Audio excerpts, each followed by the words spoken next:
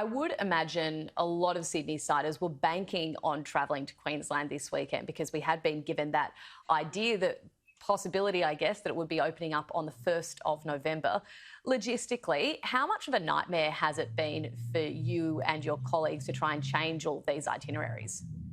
Good morning, Charlotte. Yes, again, we've just had to go and rejig all of our itineraries. People are really wanting to travel. They've had enough. They feel cooped in and have now made the decision to reroute their bookings to Tasmania and South Australia and the Northern Territory, where there's a bit more certainty and they can really get away.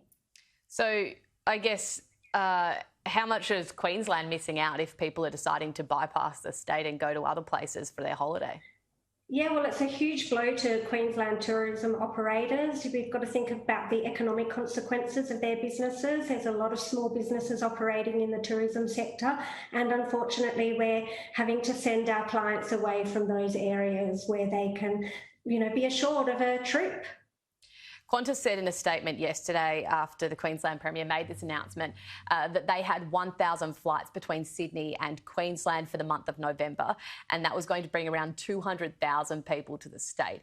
But it's also a blow for New South Wales because people from Queensland can't come into Sydney because they would have to quarantine on their way back. How much of an impact has this had on tourism operators, not only in Queensland, but also here in New South Wales and in Sydney?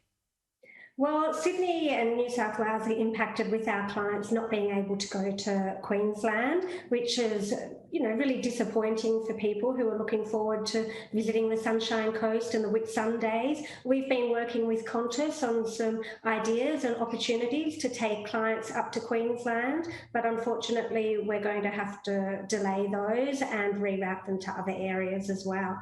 In terms of New South Wales businesses, it's a disappointment for all travel businesses and everyone in the travel industry. New South Wales residents are travelling around New South Wales, and they have been keeping a lot of hotels and properties in New South Wales fully occupied, so that's great to see for those operators. But I still really feel for those in far north Queensland and areas that really rely on tourism in Queensland. Anna, how has this year impacted your business? Look, it's just been a huge loss to our business.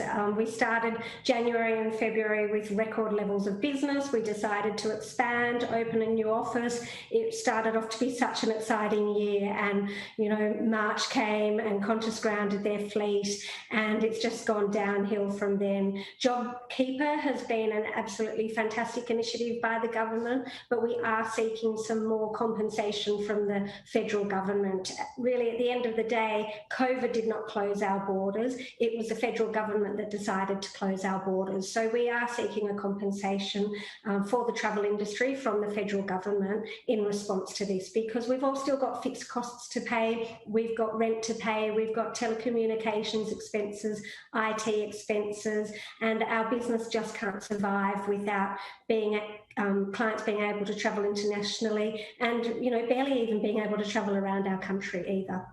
So just to clarify there, because it's actually the states who are the ones keeping the borders closed, and federally Scott Morrison has tried to get them to open them up a number of times, but you are seeking compensation from the federal government? Well, the majority of our income is actually generated from our clients travelling overseas. Right. I always feel that clients go to Europe for 3 weeks or to America for 3 weeks or even longer, but really when they travel domestically, they only go for a week or a couple of days. So the income loss to us is just huge. Do you have a percentage of how much your business is down on kind of this time last year? Yeah, our business is down about 95%. So it's just a huge blow to our business and also the entire travel agency industry.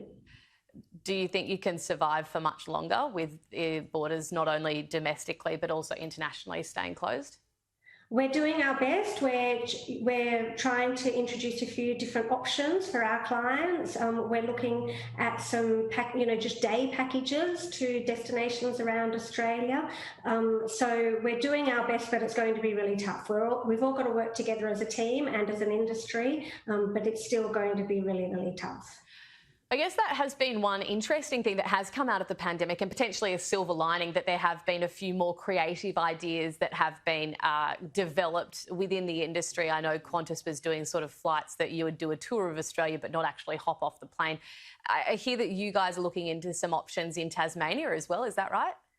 Yeah, so we were actually looking at an option to Longreach, but we've had to reroute this, and we are looking at options into Hobart, you know, perhaps when the galleries are opening, visiting the galleries or some wineries and doing some long lunches in a lovely destination, just so people can get on a plane again. You know, there are people out there who miss travelling, they miss boarding the aircraft, and they miss the adventure and the experiences that we give them. So we are trying to create some experiences for our clients and for other people who are seeking that experience. Yeah, I don't think there's many better feelings than driving to the airport when you're about to go on a holiday.